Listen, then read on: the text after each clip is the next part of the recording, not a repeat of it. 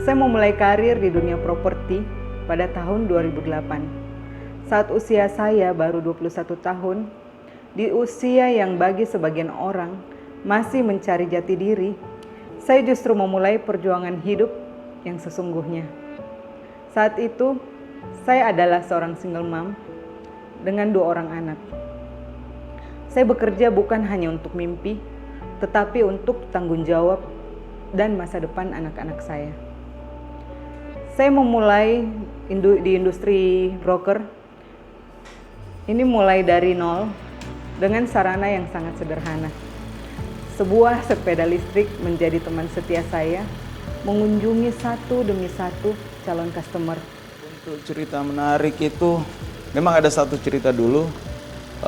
Bagaimana di saat pertama kali Ibu Ferawati Gosal itu saya mengenal dia masih memakai sepeda listrik pada waktu itu. Namun di tengah perjalanan itu, saya sempat meragukan diri saya. Saya berpikir, apakah dunia properti ini cocok untuk seorang perempuan? Karena ketika laki-laki bisa dengan santai mengajak customer ngopi dan berbincang santai, kami para perempuan seringkali harus berjuang melawan prasangka bukan karena tidak mampu, melainkan karena privilege dan sudut pandang yang berbeda. Dari situ, saya belajar satu hal penting. Jika saya tidak bisa berjalan di jalan yang sama, maka saya harus menciptakan jalan saya sendiri. Saya mengenal Ibu Ferawati Gosal itu di tahun antara 2008 dengan 2009. Kebetulan kami dulu sama-sama tergabung dalam satu agen properti. Nah, untuk karakter Ibu Ferawati Gosal itu, saya memang melihat beliau sangat bisa dibilang fighter sejati lah. Sangat kuat dia itu untuk bagaimana bisa mencapai sesuatu tujuan yang memang dia cita-citakan. Maka dari itu, saya memilih cara yang berbeda dengan menerapkan yang namanya pelayanan ekstra. Karena bagi saya, pelayanan adalah kunci sukses utama saya. Bu Vera itu memang mau direpotin dan dia bilang ke kita bahwa selama kita itu kasih pelayanan yang terbaik, customer bakalan puas.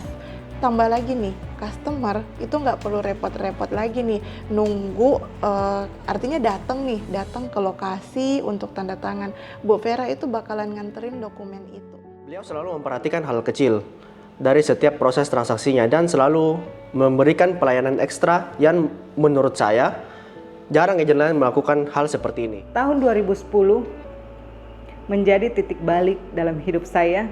Waktu itu saya diajak oleh prinsipal saya di kantor sebelumnya untuk menghadiri acara tahunan awarding Century 21 Indonesia. Di sana saya melihat rekan saya naik ke atas panggung dan saat itu sebuah mimpi lahir di dalam hati saya. Saya berkata pada diri saya sendiri, tahun depan saya akan berdiri di atas panggung itu dan suatu hari saya akan menjadi bintangnya. Kemudian saya pulang ke Makassar dan memulai semuanya dengan konsistensi dengan sepeda listrik yang sama. Maka menghadapi penolakan demi penolakan, bahkan ada beberapa customer yang menolak saya hingga puluhan kali. Namun dari proses itu saya belajar bahwa kesuksesan bukan hanya tentang keuletan. Kesuksesan membutuhkan komitmen, integritas, kepercayaan, dan ketulusan. Untuk kebiasaan atau habits daripada Ibu Ferawati Gosal itu, dia memang orangnya sangat rajin. Kadang kalau masuk kantor pagi, itu sudah standby untuk door to door, untuk standby di satu project. Mereka biasa bersama dengan in-house, tapi dia tidak mengenal namanya jam kerja. Kadang sampai malam itu dia masih standby di satu proyek. Itulah hebatnya, luar biasanya seorang Ibu Ferawati Gosal yang saya kenal dulu, dan itu sampai sekarang beliau masih begitu juga. Selama ini beliau juga selalu berbagi cerita mengenai pengalaman-pengalaman beliau selama menjadi marketing, selalu menceritakan apa yang menjadi kesalahan-kesalahan beliau sebelumnya. Nah, Dari situ menurut saya bisa memetik pelajaran dari cerita-cerita yang sudah diceritakan, sehingga apa yang kedepannya saya tidak mengulangi kesalahan yang sama seperti beliau lakukan. Tahun demi tahun saya jalani proses ini dengan konsisten hingga akhirnya dari tahun 2011 sampai 2020 saya terus naik dan berdiri di atas panggung itu. Itulah awal dari impian saya. Dan pada tahun 2017 untuk pertama kalinya seorang marketing dari Makassar berdiri di panggung utama sebagai juara 1 nasional di Century 21 Indonesia. Dan orang itu adalah saya. Seluruh prestasi yang saya raih, saya persembahkan untuk anak-anak saya dan keluarga saya, terutama orang tua saya. Karena tanpa doa, dukungan, dan kepercayaan mereka, semua pencapaian ini tidak akan pernah terjadi.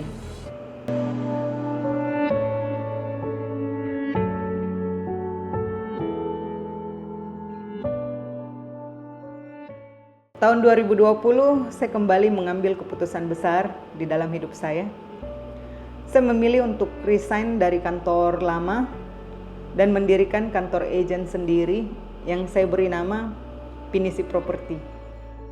Nah, jadi kesan pertama kali saya ketemu Bu Vera itu pada saat saya lagi interview kerja di Pinisi Property. Jadi pertama kali saya ketemu beliau, saya melihat beliau itu sebagai orang yang enak ditemenin ngobrol. Tidak ada karakter yang seperti melihat seorang yang arogan. Saya tidak melihat seperti itu. Nah, ditambah lagi nih pada saat saya interview, Bu Vera itu cuman bilang sama saya, kalau diterima di Pinisi Property, kuncinya itu cuma 2 hal. Yaitu adalah kita harus tetap mau terus belajar. Itu kunci utama. Yang kedua adalah utamakan kejujuran. Itu 2 hal itu yang selalu dipesankan Bu Vera sama saya. Karena pada saat saya masuk di Pinisi Property, sejujurnya banyak hal yang saya tidak tahu. Dan ternyata dengan arahan beliau, saya bisa mengetahui banyak hal. Pinisi Property bukan hanya sekedar nama, namun Pinisi Property mengambil filosofi kapal pinisi yang kuat, kokoh, dan tetap berlayar meskipun diterjang badai dan ombak besar.